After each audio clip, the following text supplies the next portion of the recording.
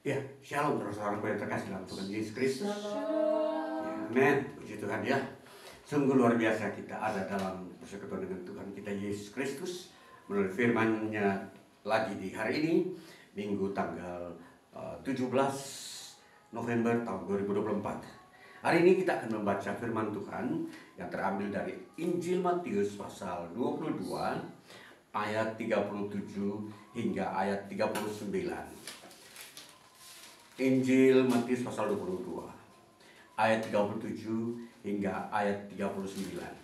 Bunyinya demikian. Jawab Yesus kepadanya, "Kasihilah Tuhan Allahmu dengan segenap hatimu dan dengan segenap jiwamu dan dengan akal budimu. Itulah hukum yang terutama dan yang pertama. Dan hukum yang kedua yang sama dengan itu ialah, kasihilah sesamamu manusia seperti dirimu sendiri." Ya, demikian bagian firman Tuhan yang kita baca hari ini dari Injil Matius pasal 22 ayat 37 hingga ayat 39. Saudara-saudara yang terkasih, tentunya di dalam bagian ini kita melihat kalimat yang begitu indah dan positif yang tertera di dalamnya kata kasih. Saudara, di dalam bagian ini tentunya saya sebenarnya ingin membuka sebuah rahasia di balik ayat ini, yaitu tentang dimensi dosa. Maka tema firman Tuhan dari ayat firman Tuhan yang kita baca hari ini, tema kita adalah dimensi dosa. Saudara, minggu lalu saya telah menyampaikan firman Tuhan tentang dosa, dan maka hari ini kita akan melihat bersama dimensi dosa itu. Berdasarkan firman Tuhan yang kita baca, tentunya kita sudah melihat di situ ada 3 dimensi, saudara-saudara. Perhatikan dimensi pertama.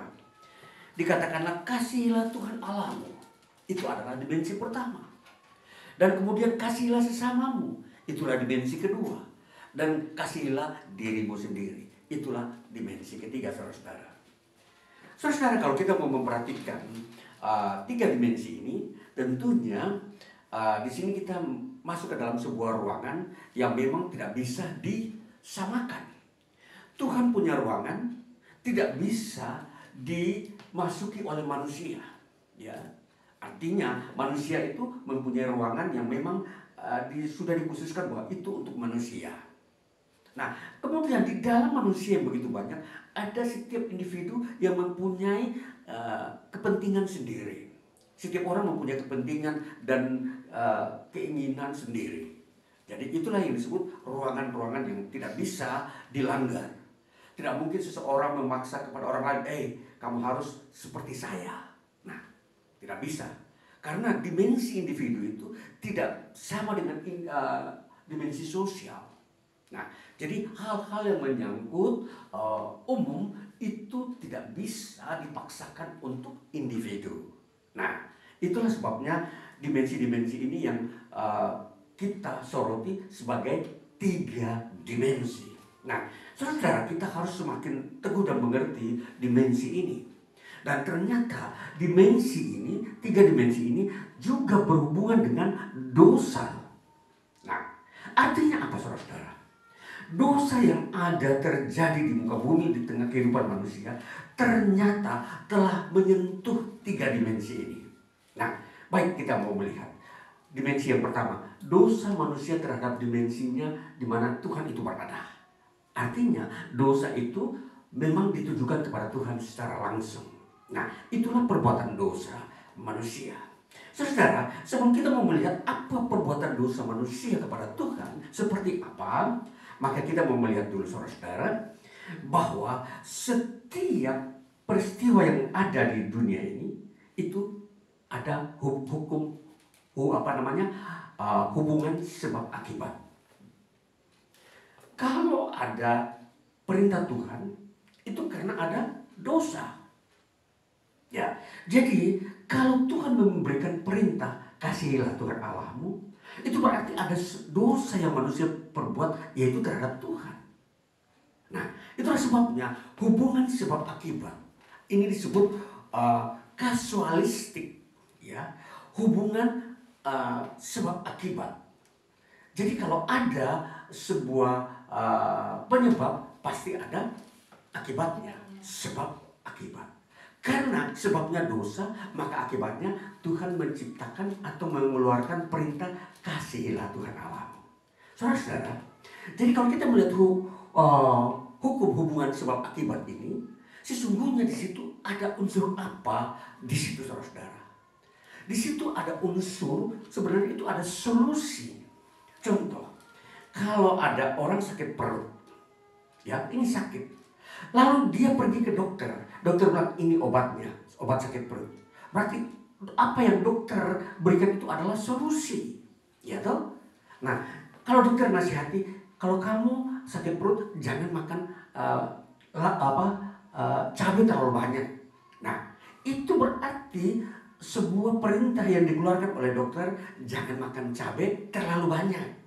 Nah, itulah kita mau melihat hukum hubungan sebab akibat.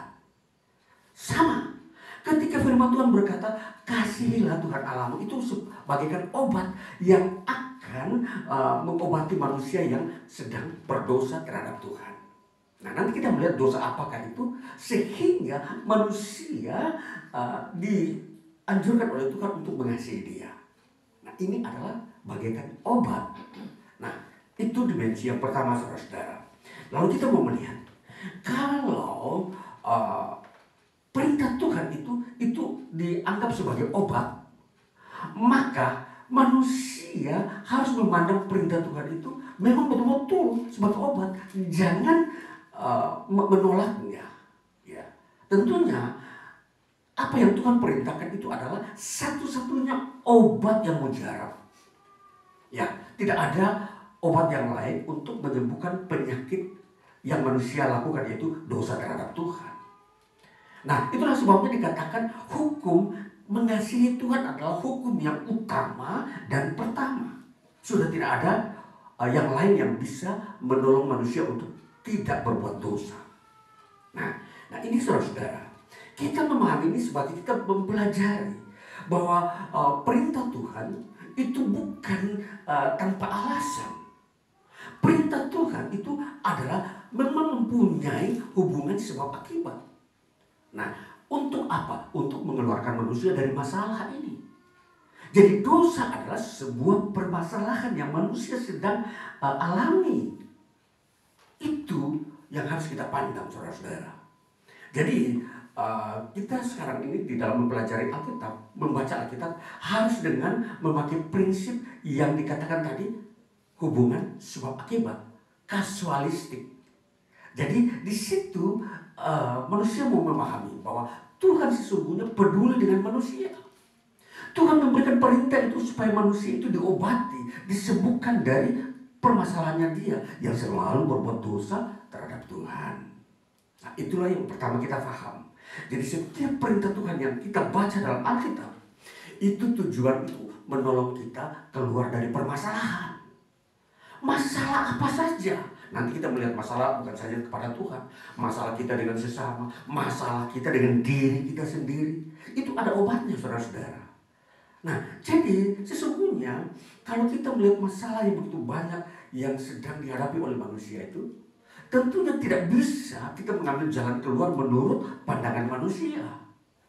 Kita harus memanggil atau memakai pandangan dari Tuhan. Kita memanggil Tuhan menolong kita. Nah, itulah yang cara berpikir yang tepat, cara berpikir orang bijak seperti itu. Itulah sebabnya kehadiran firman Tuhan, kehadiran pekerjaan Tuhan di muka bumi bukanlah untuk mengambil kekayaan manusia, bukanlah untuk membuat manusia tambah menderita. Firman Tuhan ada di bumi itu bertujuan untuk membuat manusia itu bahagia dan kemudian memulihkan kembali keberadaan mereka yang sudah parah dan juga sudah begitu jatuh miskin. Karena berbagai-bagai beban bisa dipulihkan menjadi seorang yang mulia dan bahagia di muka bumi. Nah, itulah yang harus kita melihat cara memandang Alkitab. Nah, itulah sebabnya kita mau melihat bahwa ini adalah dosa pertama atau dosa dalam dimensi pertama. Lalu kita melihat bagaimana dosa yang saya maksudkan tadi kepada Tuhan. Dosa yang manusia lakukan dalam dimensi terhadap Tuhan ini, kita melihat dalam kitab Kolose pasalnya yang ketiga. Saya akan membaca kitab Kolose pasal ketiga ini sebagai ayat yang menjelaskan kepada kita bahwa itulah dosa yang manusia lakukan kepada Tuhan. Kolose pasal 3 ayat 8 bunyinya demikian. Tetapi pasal 2 ayat yang ke-8, bukan ayat pasal 3. Hati-hatilah supaya jangan ada yang membawa kamu dengan filsafatnya yang kosong dan palsu menurut ajaran turun-temurun dan roh-roh dunia, tetapi tidak menurut Kristus. Nah, saudara, dosa terhadap Allah ialah dosa yang menyangkal Kristus. Itu datang dari mana sumbernya? Datang dari roh-roh dunia, dari roh-roh dan filsafat-filsafat, ajaran-ajaran manusia duniawi yang hanya mengandalkan imajinasi dia semata, yang dia hanya melihat alam semesta ini sebagai pokok ilmu pengetahuan. Nah, itulah filsafat. Nah, ini ajaran-ajaran filsafat ini selalu menyangkal akan ketuhanan Kristus. Nah, inilah dosa yang terjadi, yang manusia lakukan terhadap Tuhan. Nah, inilah dimensinya. Maka saudara perhatikan, kalau ada manusia dengan sengaja atau tidak sengaja menyangkal Kristus dan tidak mempercayai akan kuasanya dan kehadirannya sebagai Tuhan di muka bumi, itu adalah sebuah dosa yang mereka lakukan terhadap Tuhan. Inilah dosa yang dimaksud, bahwa manusia dapat berdosa kepada Tuhan seperti ini. Bahkan manusia menghujat Kristus. Ini dosa, saudara-saudara. Jadi kalau kita mau melihat dosa wujud nyata, dosa terhadap Tuhan ini seperti ini. Tetapi dosa yang berikutnya lagi adalah dikatakan di situ adalah dongeng-dongeng. Kita melihat dikatakan ada roh-roh dunia. Apa itu roh-roh dunia? Itu seringkali orang bilang begini, ada orang sebagai paranormal yang suka mengartikan hal-hal hidup manusia ini berdasarkan alam-alam dari roh-roh yang seringkali berbicara tentang maut, seringkali berbicara tentang celaka. Nah, itu adalah sebuah pemahaman atau ajaran-ajaran dari roh setan. Dan ini adalah berhala. Nah, kalau kita perhatikan, praktek-praktek ini sudah terjadi ribuan tahun. Ketika Yesus Kristus hadir pun ada orang sudah melakukan praktek ini. Kita lihat salah satu contoh, seorang yang dinamakan Simon. Simon ini dia mempunyai praktek sihir pada zaman rasul-rasul. Dia juga melakukan hal yang sama. Jadi di sini bahwa praktek sihir dan paranormal bukan saja baru belakangan atau 20-30 tahun belakangan ini. 2000 tahun yang lalu, di mana Yesus hadir di muka bumi, sudah banyak orang melakukan praktek paranormal. Dan ini adalah sebuah dosa yang manusia tidak sadari mereka telah berdosa terhadap Tuhan. Nah, ini kita harus pahami hal-hal ini, bahwa kalau ada orang tidak mengerti, memahami bahwa praktek paranormal, praktek sihir, praktek perdukunan itu tidak berdosa, ini adalah sebuah pembodohan, sebuah penyesatan yang dilakukan oleh setan. Kalau masih banyak orang belum paham bahwa praktek paranormal, praktek dukun ini tidak berdosa. Nah, itulah seringkali saya melihat banyak orang masih pergi ke paranormal dan perdukunan untuk mencari mencari solusi dan keluar dari masalah. Jadi mereka ke sana untuk mendapatkan sebuah jawaban. Mungkin apa saja, mungkin penyakit ataupun pekerjaan ataupun jodoh. Ini seringkali orang ke sana. Mereka sering masih mengandalkan percaya kepada paranormal ataupun perdukunan untuk mencari jodoh. Ini sangat disayangkan, dan ini anak-anak muda perhatikan baik-baik. Jangan sampai engkau terjebak dalam sebuah dosa yang engkau tidak mengerti, yang disebut dosa berhala, penyembahan berhala. Nah, saudara, jadi kalau kita melihat dosa terhadap Tuhan ini, sebenarnya kita sedang menolak pribadi Tuhan. Kita sedang menolak otoritas Tuhan memerintah atas kita. Itu dosa, saudara-saudara. Kalau kita tidak mau Tuhan memerintah atas kita, itu pertanda bahwa kita sedang berdosa terhadap Tuhan. Dan kalau berdosa terhadap Tuhan, itu apa yang terjadi? Tuhan marah. Nah, jadi di sini Tuhan itu posisinya tidak dihargai oleh manusia ketika manusia berdosa terhadap Dia. Ya, kita tahu hal ketersinggungan seperti kalau kita dengan sesama manusia. Contoh, kalau saudara dengan istri atau suami saudara atau pacar saudara, contoh, sedang bepergian berjalan ke suatu tempat yang jauh. Tiba-tiba salah satu orang dari pasangan ini meninggalkan dia secara tanpa dia beritahu. Dia pergi ke satu tempat, lalu dia pulang tiba-tiba sudah beberapa jam kemudian. Tentunya pasangan yang satu tersinggung, kamu dari mana? Nah, ini saudara-saudara, jadi keterpisahan itu membuat ketersinggungan. Sama kalau kita berpisah dari Tuhan lalu pergi kepada berhala, terjadi ketersinggungan. Nah, ini saudara-saudara, ini gambaran seperti ini menunjukkan bahwa ini adalah dosa. Ini tergolong ke dalam dosa terhadap Tuhan. Nah, kembali saudara-saudara, kita mau masuk kepada sisi yang kedua, bahwa dosa pada dimensi yang kedua, yaitu pada dosa terhadap sesama. Ya, setelah kita melihat dosa itu mengalami masa penularan atau dikatakan transmisi, dosa itu mengalami perkembangan. Jadi selain manusia berdosa terhadap Tuhan, dia mulai berkembang dosa terhadap sesama.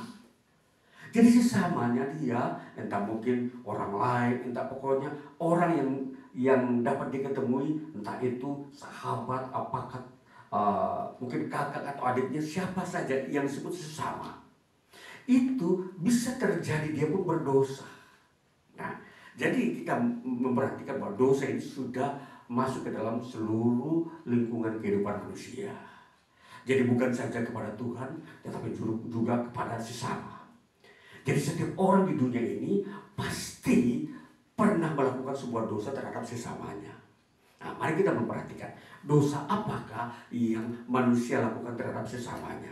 Mari kita kembali baca dalam kitab Kolose pasal 3. Dikatakan pada ayatnya yang ke-6 dikatakan begini. Semuanya itu mendatangkan murka Allah atas orang-orang durhaka. Ayat 8. Tetapi sekarang buanglah semuanya ini, yaitu marah, geram, kejahatan, fitnah, dan kata-kata kotor yang keluar dari mulutmu. Jangan lagi kamu saling mendustai. Ya, ini semua ini ada hubungannya dengan sesama. Nah, jadi kalau kita memperhatikan betapa dosa itu begitu mudah kita temukan. Dosa bukanlah sesuatu yang tersembunyi, dan itu membudaya, dan itu sudah menjadi tradisi kehidupan manusia di dunia ini. Bayangkan saudara-saudara, kalau ada komunitas A tidak cocok dengan komunitas B, terjadi apa? Kemarahan. Lalu terjadi fitnah. Ada orang ingin mencari untung dari orang lain, dia melakukan apa yang disebut mendustai. Dia juga melakukan fitnah. Dia juga melakukan kata-kata kotor dan kejahatan-kejahatan yang lain.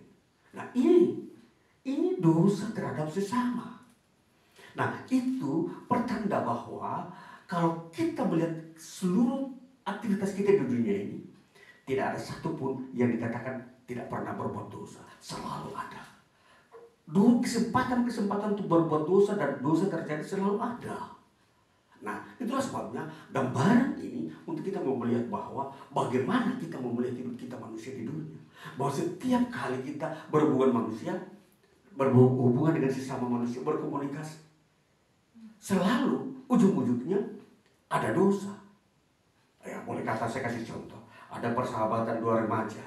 Pertama mereka berdua bersahabat ketika masih sekolah. Namun ketika mereka lulus dari sekolah ada satu kejadian, atau mereka jadi bermusuhan. Siapa yang menyebabkan ini? Dosa. Itu pertanda bahwa dosa itu ada. Nah, jadi kalau kita melihat semua ini, maka pokok pikiran kita bahwa dosa itu memang sudah membudaya di dalam kehidupan manusia. Ketiga, kita mau melihat bagaimana kita mau menyoroti dosa pada dimensi yang ketiga. Dimensi terhadap diri kita sendiri. Nah, kita melihat di dalam dosa terhadap diri sendiri, bagaimana kita melihat wujudnya. Dosa terhadap diri sendiri adalah sebuah perbuatan yang menyiksa diri sendiri. Saudara perhatikan, di dalam teks ini memang tidak kelihatan secara terang benderang.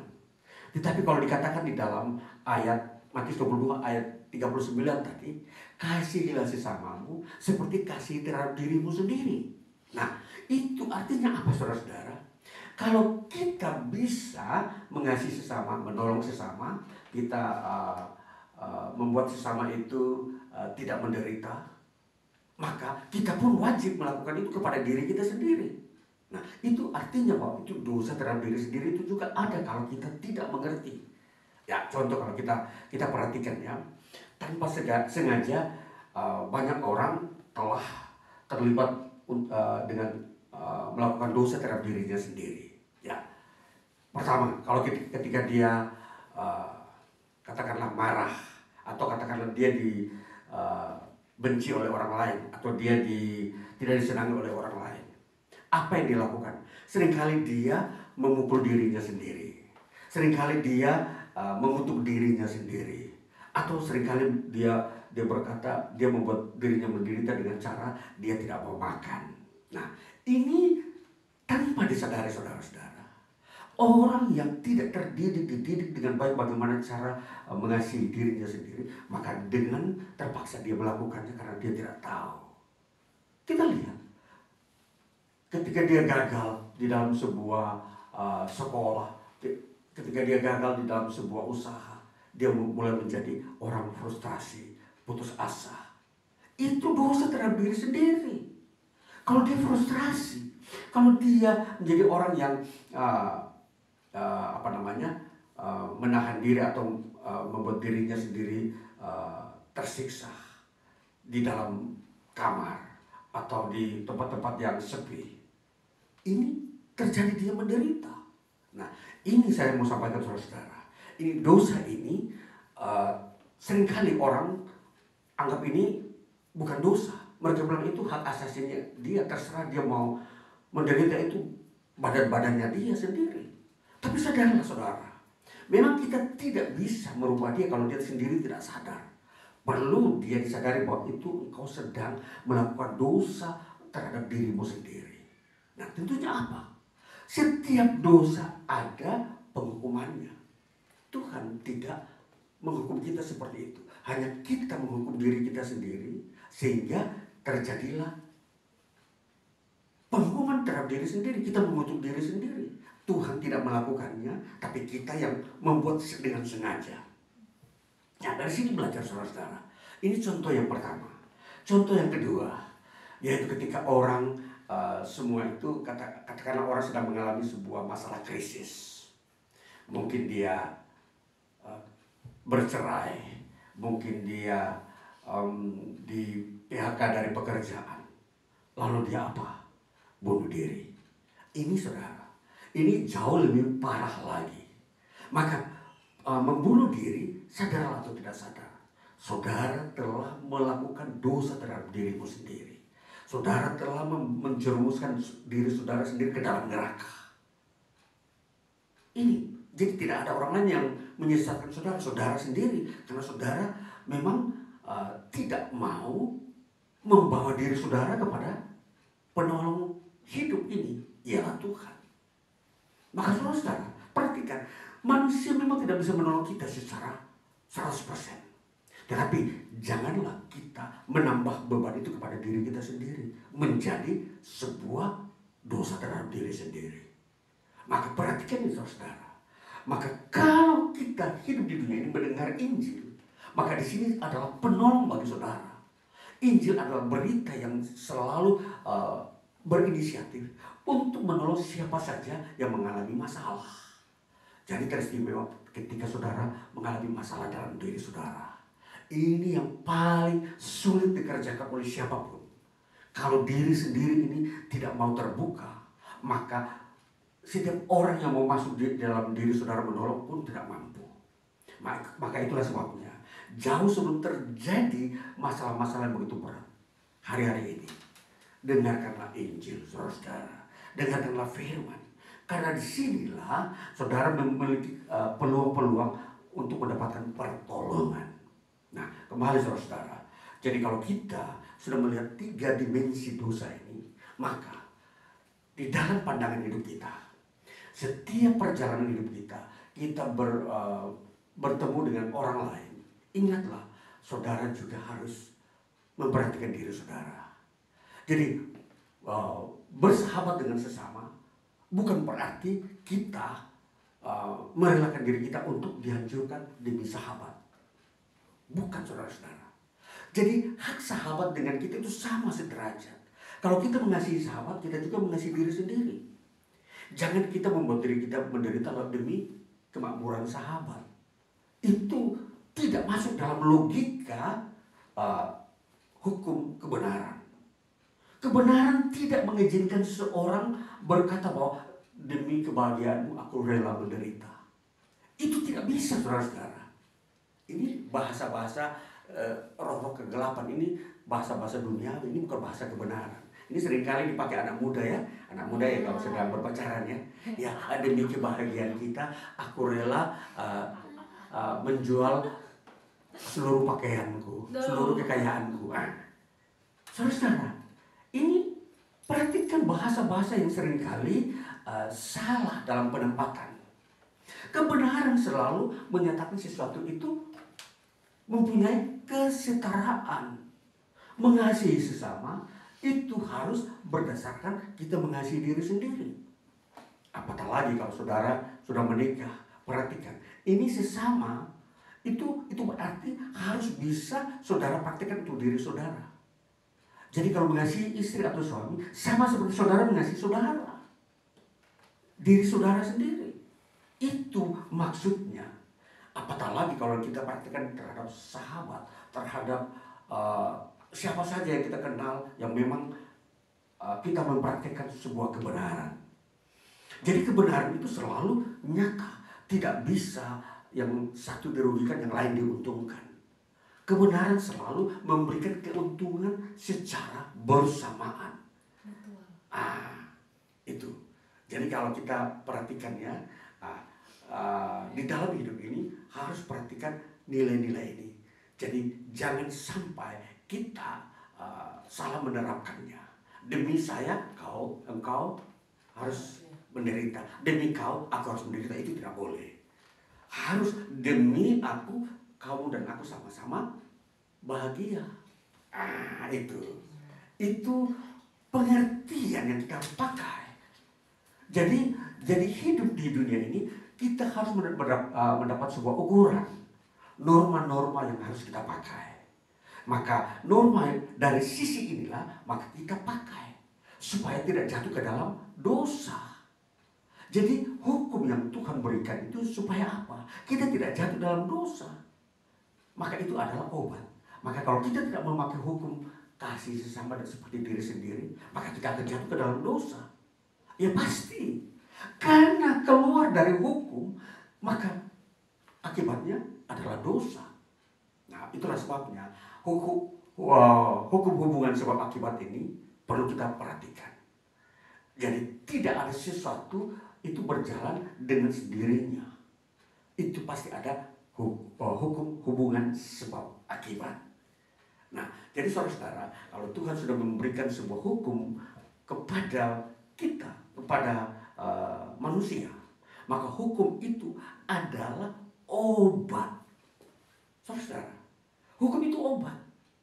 Jadi kalau kita sadari bahwa kita manusia ini sedang punya masalah, maka hukum itu adalah obat. Atau dengan kata lain, kalau kita ini manusia punya masalah dengan dosa, maka Tuhan kasih solusinya ialah dengan caranya kita hidup dalam kebenaran tadi.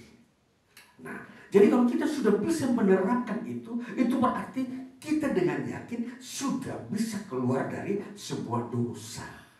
Ya, dosa terhadap baik sesama maupun terhadap diri sendiri. Apatah lagi dosa terhadap Tuhan.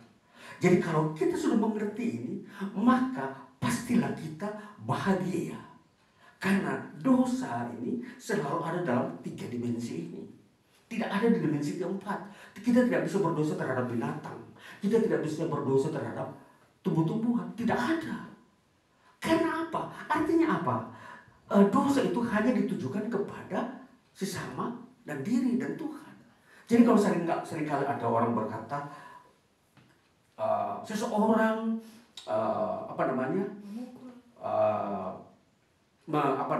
membunuh katakanlah binatang.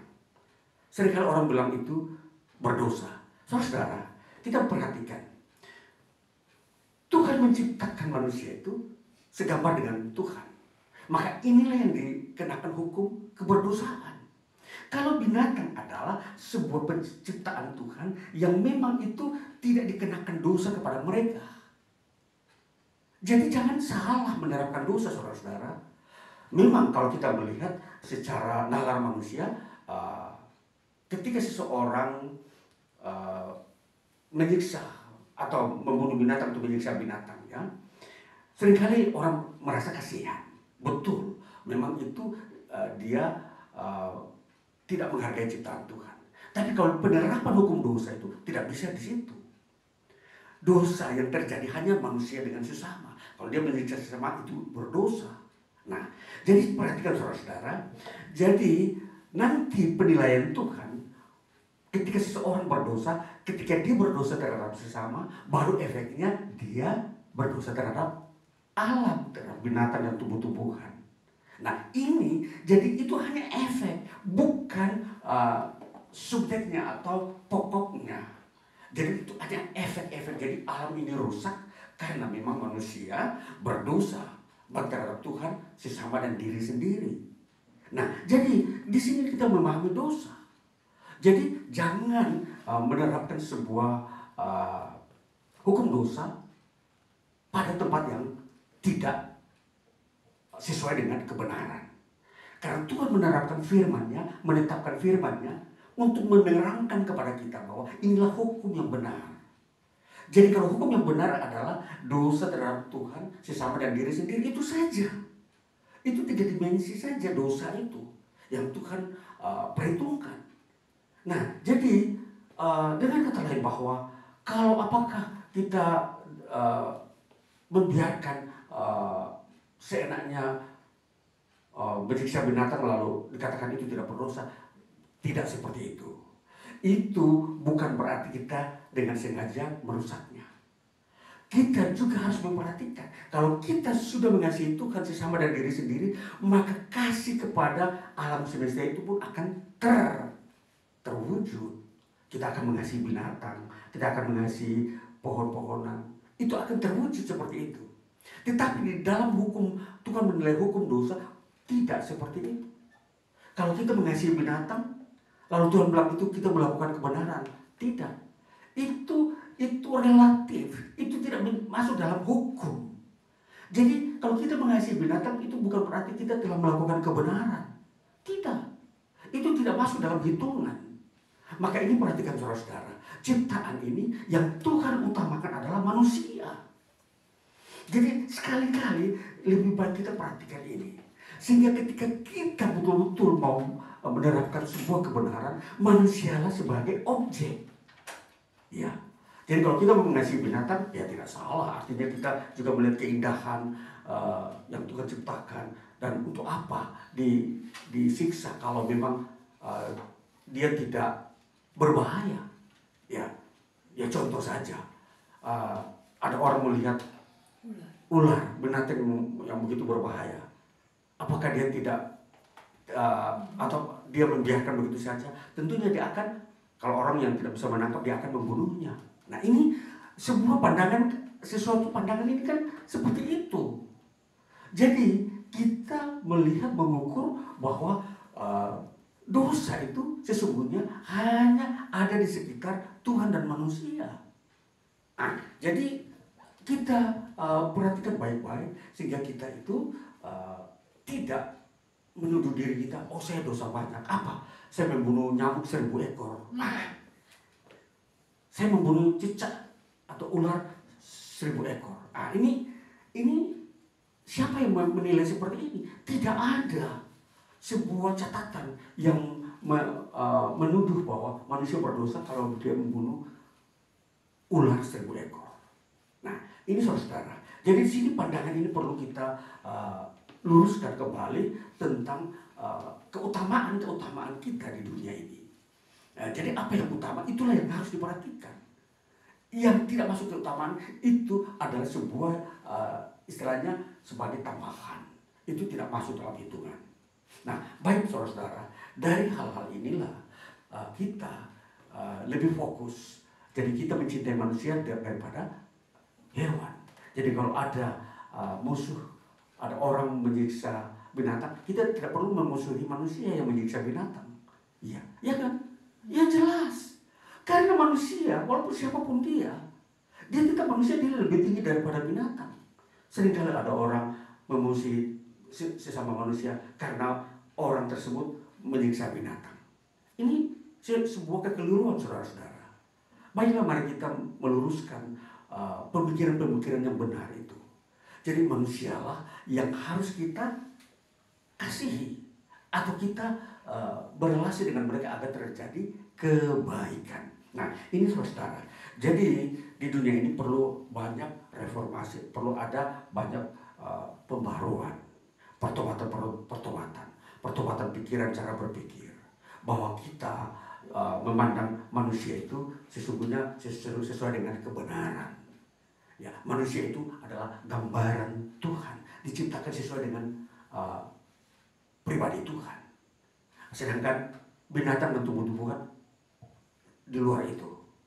Maka dari seluruh ciptaan kita harus memahami, ciptaan itu ada dua bagian.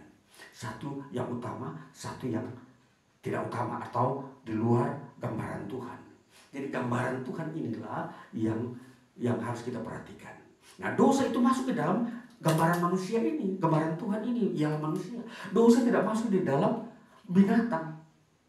Jadi perhatikan saudara-saudara bahwa dosa itu yang menguasai manusia.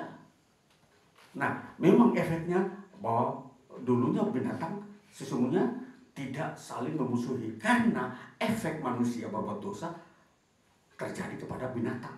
Lalu binatang mulai terjadi saling membunuh. Nah, kita perhatikan bahwa mempelajari objek dosa itu berarti kita sedang mempelajari manusia.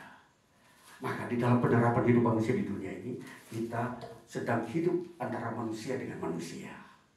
Jadi itulah yang utama yang harus kita perhatikan. Jadi kalau ada saudara mempunyai adik atau saudara, kakak atau orang tua dan anak, itu difokuskan, kasihilah. Jangan engkau memarahi dan sampai kepada apa? Membenci. Tidak perlu. Perhatikan.